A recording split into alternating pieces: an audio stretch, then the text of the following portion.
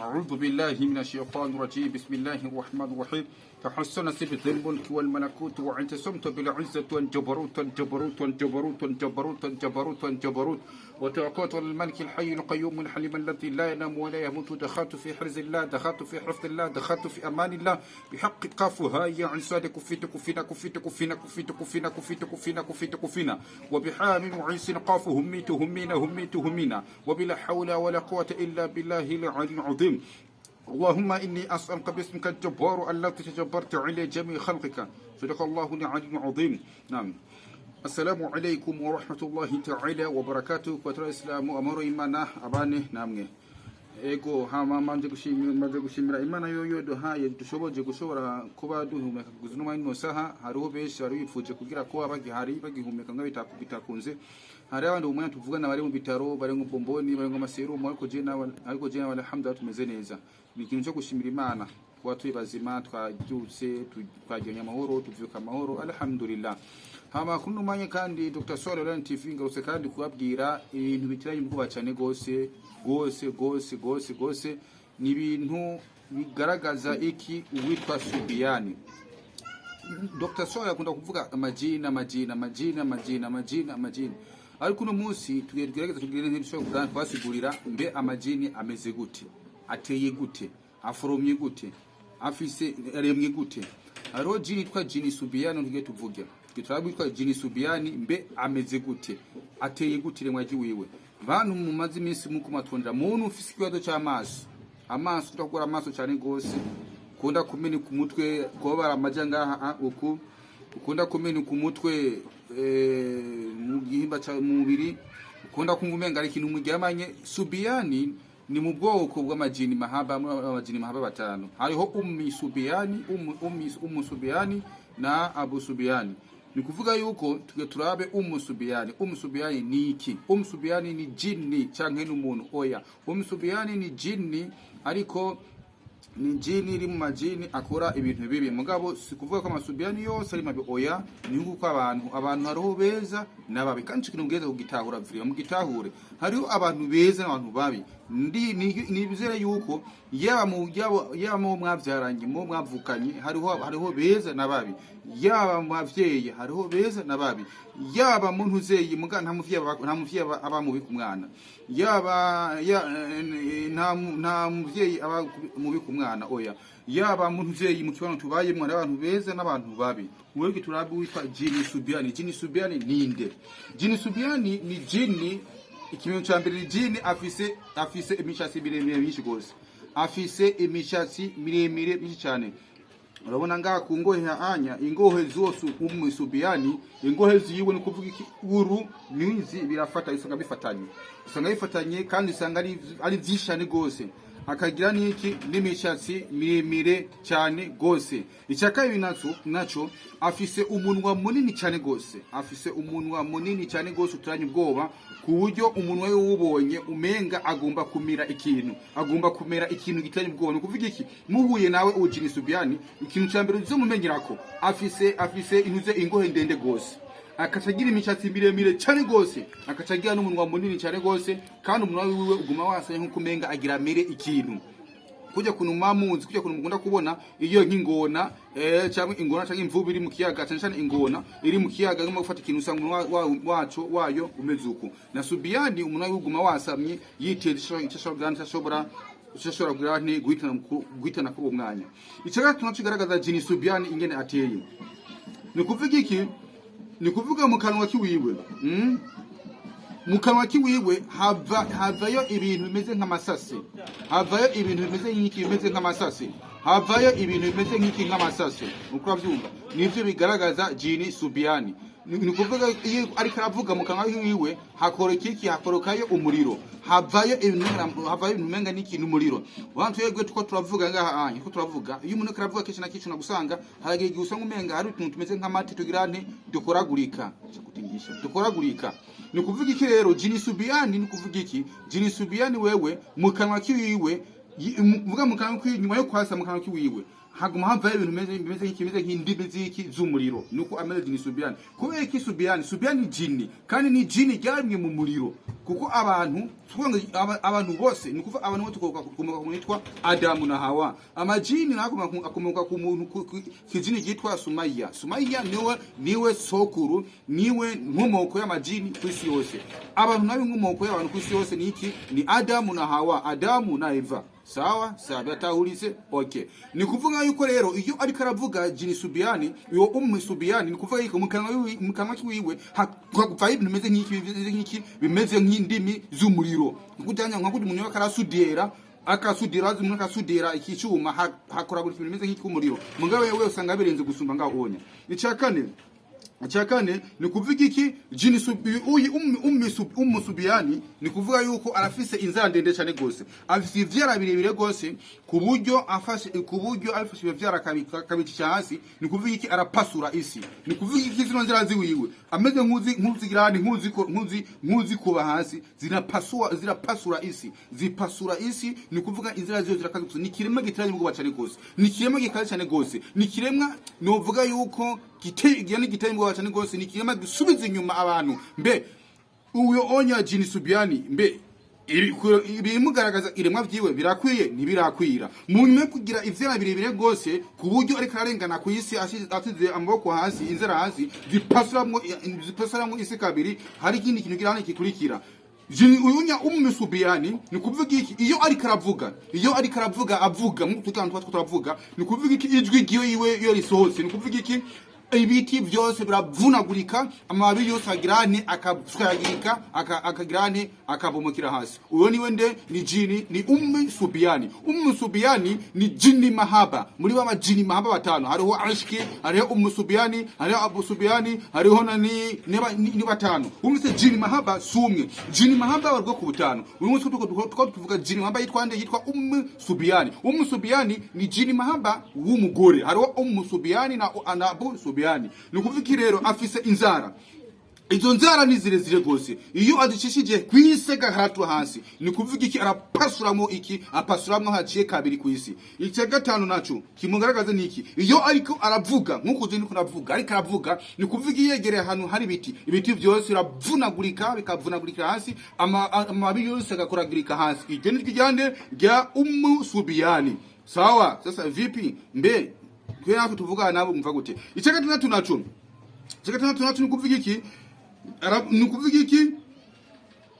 kuvuga iki afise ishusho mbi cyane afise isura mbi cyane namba wo muzi ko hari ikintu kibi kibaho ku isi gisa nabi basi uwo Subiani mubonye wovuga ati kino kintu kuvisi yakaremwa kuva nitwa kanaka mwene kanaka sinibyigire nkura n'ikiremwa kibi nk'icyo mpuye naco uno munsi. Mbe ni kuvuga iki ingaruka ziwe mbi nizihe mu nzu mubayemwo mu bana mu bakenyezi cyangwa aho mutuye? Tutavuga ingaruka ngenge kandi nce mu ncamake mvuge twavuze yuko Subiani ni jini w'umugore akomoka kwa Sumaya nkuko novuga ati umuntu kanaka komoka kuri Adam. Sumaya ni se wa majini kwisi yose. Adam ni se w'abantu kwisi yose. Sinzi ko bitahuritse neza. Twavuze yuko Subiani afise imicasi myinshi cyane gose itirage ubwoba. Iceka yo naco agenda umuntu wasamye cyane gose nkukumenga ngomba kugirane agomba kumira ikintu. Abantu mufise ivyo bintu bigenda navyo urayiguye mugenda navyo umuvukanye navyo munabigendanye mu bisaba misaza ge muvya abana ubifise. Mbe waruzi yuko iyo ufise ikijini kibi cyangwa ikitani kibi mukavyara kya kintu gifise ujya mwana uvyaye avukana n'icakaye cyo hirya bintu uko biragenda bikabana na wewe bikagwiza umuryango kamwinshi munywe kazogirane bikaduze biravyara namwe birahana. Tubavuga icyo nacu ni kuvuga iki? Twavuze yuko ni kuvuga yuko mukanwa kiwiwe karagenda cyangwa karavuga hakoroka iki havayo ibintu by'indimi z'umuriro. Ni kuvuga iki havayo imbeya z'umuriro karavuga. Icya kandi nacu twavuze yuko afise ivyara birebire gose karagenda ku isi agashira inzara hasi zirapasura isi ahaciye. twavuga icya gatanu cy'ingaragaza twavuze yuko agize iki ariko aravuga asohora ijwi rikaze cyane ku buryo iyo yegereye ahantu hari ibiti byose biravunagurika amababi yose akagirane akavunagurika. Icya gatandatu naco ni twavuze yuko afise isura mbi cyane, afise ishusho mbi cyane. Uza gusanga abantu bakunda kuvuga ngo umuntu urazi ikintu kinyangira mvuge nagize gutanga umunsi ciwa kivuga gisigura ubwoko bw'amashetani, ubwoko bw'amajini ingene biyitwa. Ushobora gusanga umuntu akajuka umuntu ngo wa shetani bo ishetani ni garade ya nyuma mu magarade y'iki y'abantu babi. Navuze manira ibisome biganda ko gose mbe niyihe nkurikizi yiki ya jini ya Subiani mu nzu zacu. Jini Subiani umusubiyani ni jini w'umugore, n'umujini w'umugore. Ni kuvuga iki uyu unya ni ubwoko bwa jini mahaba, ni ubwoko bwande bwa jini mahaba. Wumvise jini mahaba ninde? Jini mahaba na majini, yani jini mahaba niki ni sifa nuvuga yuko ni kijya kintu kukubera uyu jini akazi kiwe ni kuja gusambanya abagore b'abagabo, kuja gusambanya abagabo b'abagore, kuja kubuza kugirane gutera inuzeyi apede abagore usanga barongorana, abagabo usanga barongorana. Uyu ni umusubiyani agira akora ivyo bintu uko avyumva. Cyangwa gasanga umugore ntifuza kurongorwa, umugabo ntifuza kurongora, baguma kwira mu nzira nk'ubwo bwose. Mbe niye nkurikizi ya umusubiyani afise inkurikizi ya mbere kuunya. Ikintu cya mbere mu muryango ni kuvuga iki hariho ingaruka mbi zigirane ziza. Hari ingaruka mbi zigirane ziza. Ingaruka ya mbere ni kubana bo kumwumukwe kwande ko Adamu na Hawa, nukuvuga Adamu na Eva. Kuko umusubiyani akoma kuri Sumaya ni se w'amajini kwisi yose, Adamu ni se w'abantu kwisi yose. Uyu umusubiyani mwene akoma kuri Sumaya, uyu akazikiye ni kugirane akaziki wiwe yahawe akazi kugirane ko kuza kubuza amahoro abana ba Adamu, abantu bakomoka ku mwumukwe kwande yo kwa Adamu na Eva. Ni kuvuga iki ni iki cya mbere abagira. Ikintu cya mbere iyo aramutse yinjiye mu nzu, ikintu cya mbere girane yinjira mu nzu z'abantu, dutandukanye neze. Mbe inzu zo gisigura inzu ya mbere ni kibiribiri cawe, inzu ya kabiri ni inzu ubamwo. Wumvise inzu akubwiye inzu ya mbere kibiribiri cawe. Ni kuvuga iki akazi kiyo ka mbere yinjira mu mibiri y'iki y'abantu. Akinjira amatwi y'umubiri y'abantu ntagenda kuyubaka, ntagenda kuyikora neza, ahubwo agenda kugirane agenda kuyonona no kuyisambura. Nuko urabyumva. Icya kabiri naco kugirane yamaze kuba ari mu nzu. Wewe muntu ukunda kumva uri mu nzu ukumva inkoko iriko irabika, ukunda kumva inkoko irabika, ukunda kurota umva inkoko irabika. Mvuze inkoko yiki, inkoko bayita gute? Inkoko y'isaki, inkoko y'ingabo, apana inkoko y'ingore, inkoko y'ingabo. Ni kuvuga iki ikimenyetso kigaragaza ko yinjiye mu nzu. Uzo kumva mu nzu hari inkoko ibika, isake ibika. Iyo nzu ubayemwo nta nkoko zirimwo, mugabo ikirabika n'isake. Utayunsi kirabika naho ukarota wumva inkoko irikirabika mwijoro gose. Uwo ninde? Ni umusubiyani. Yamaze kunyuka uyu umusubiyani ni jini w'umugore, ariko amajini afise ukashaka kwindura umugabo cyangwa akindura umugore. Icya gatatu naco ni kuvuga iki arashobora kandi kugirane arashobora girante kwabira nk'imbwa, imbwa zirabura ndende zirabura. Jini nani umusubiyani ashobora kwindura umugabo cyangwa umugore. Ni jini ashobora kwindura umugabo cyangwa umugore. Iyo ramutse akunze umugabo aza mushishe y'umugore, iyo ramutse akunze umugore yihindura umugabo akaza mu mugabo. Iceka naco kikugaragaza muntu wewe ukunda kurota indoto zimbwa. Nukuvuga iki akunda kugirane, akunda mukuvuga avuga yabira kujya kwimbwa, kujya imbwa zabira uko onye nuko girane nuko avuga, kandi avuga isauti, avuga ijwi ritiranye ubwoba cyane. Ije kandi tunacho aragirane ikindi naco ashobora kwihindura akavuga kankama kujya kwiki, akavuga kankama nakujya kwiki, nakujya kwinuzeyi nakujya anya inka yabira. Ashaka kuvuga ewe muntu ukunda kuburi mu nzu ukumva inkirabe inkirikirabira mu nzu. Iyo nzu ubayemo nanga mufise ndetse na sokuru wawe yapfuye atari inkoko atunze, nukumva mu nzu ariko harabira inka, ikirabira iyo nka canke iyo nka ikagirante canke iyo nka ikagirante canke iyo nka uyirose mu ndoto iriko irabira. Uwo ninde? Ni umusubiyani. Icya kabiri naco, ikindi naco arashobora kwihindura kandi akagirane agashobora kuvuga agashobora kuvuga nk'iki, kuvuga nk'inka y'ingabo canke inka y'iki, inka y'ingore. Canke arashobora kwihindura kandi agashobora kuvuga agasohora ijwi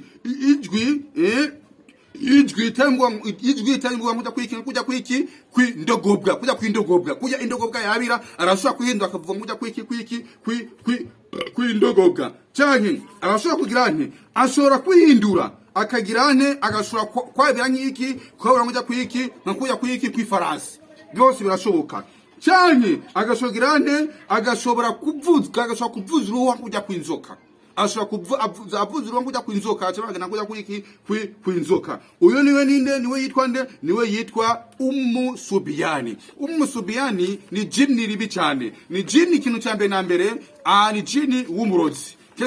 Kesi na kesi abarozi baramukoresha mu kubatuma kugirane gukora ivyabo. Ariko nubwo ari jini w'umurozi ntagira uzo guhenda. Ijini ribi riwe ni jini giza. Ijini ribi ririruka. Kuko ijini rigiruka, ijini ribi rikoresha inguvu za shetani. Ariko ijini giza rifise inguvu zibiri. Ijini giza rifise kwanza inguvu kavukire, icyakabi naco gasharika inguvu zivuye kwa Allah kumana, hama bikaca bicanganya zya nguvu z'abantu. Mbe mwari muzi ko mwabona afite ubushobozi bunini gose. Umuntu afite ubushobozi bunini cyane gose. Ni kuvuga rero uyu we yitwa de umusubiyani. Muntu wewe ufite ikibazo cy'amaso, uragiye kwa muganga kwivuza vyarase. Muntu ufite ikibazo cyo kutashora kuvyara vyaraniranye. Muntu ufite ikibazo cyo kutaja mu butenya vyaraniranye. Muntu byose byagenze neza kuko izo ndoto zimbura